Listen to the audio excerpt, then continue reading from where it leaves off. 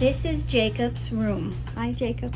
Hey, Mom. Jake is almost 28 years old and he's living in our house. He's dependent on us and he just seems stuck. Jake sleeps all day. He's not paying for anything. He has no job. He doesn't really have any prospects for getting a job. It's about 5 a.m. I was just watching Into the Spider-Verse, and now I think I'm gonna go to bed. Jake has such a bizarre life. He's getting up at 6 p.m. and going to sleep at 6 a.m. When he was young, Jacob was always intelligent, very articulate. For Jake's whole life, Jake was passive. He was always very, very sensitive. Jake was always anxious. He never was happy-go-lucky.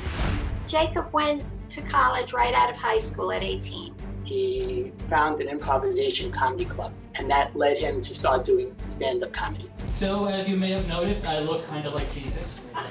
Jake is very good live. Which is ironic because I actually dated a girl who looked kind of like the Virgin Mary, and it's further ironic because she got pregnant by someone else. He's very, very funny. Even when he's making fun of me, I still laugh. I was actually very excited that Jake was going to go to grad school. When the school told Jake they weren't going to recommend him for the teaching certificate, he had a downward spiral. You could tell that he was very, very depressed. My motivation is essentially shot, and I barely feel motivated to get out of bed. Jake just stayed in his room. After I smoke and make coffee, I get the coffee upstairs and then just play video games. If we just kicked Jake out of the house and said, go get a job, he would fall apart. I am sure that Jake will end up homeless unless we take care of him. I'm not angry at Jake. It's more of a sickness. I feel bad for him. Once you write to Dr. Phil, you're pretty desperate. It's very heartbreaking seeing Jake like this. Well, Randy and Susan are joining me virtually. Randy and Susan, it's nice to meet you. Listen, I've been really spending a lot of time on your situation, a lot of time on your story. And I keep coming back to one pivotal question. And the question I keep coming back to is not what's wrong with Jacob, but what the hell is wrong with you two? Why are you doing this to him? Of course, we want our son to be happy. So what we do is really to help him. We never thought of ourselves as hurting him. Susan says there's a force holding Jacob back.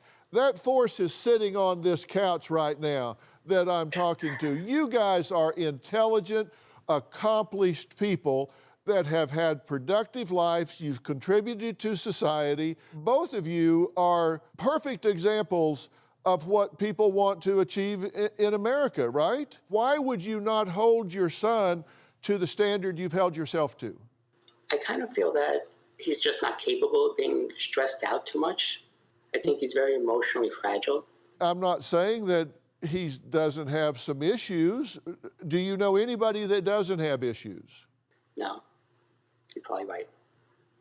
Yeah, he does have, his issues do seem more severe than the average person. Oh, they are now. They are now because you have emotionally crippled this young man. Can we take a look at where he lives? This is his room, for example. I wouldn't allow a 5-year-old to live in a room like this, and you allow him to live in this way. You're telling me that this is his level of function, this is his level of competency, this is all he's capable of? He's capable of more if he gets a very clear direction. Now, wait a minute, Susan, come on. Look at this room. You're telling me that your son is not capable of keeping his room in better shape than this? I guess we've just lived with it so long, now we just accept it. But it's not okay, and you're right, he is capable of not living that way. You are two people that hold yourself to standards, and then you have a son here with an above average IQ, a college degree, and you're allowing this to happen, and I want to know why. It starts with this. There's no point of us talking about anything else until you give me some explanation for this.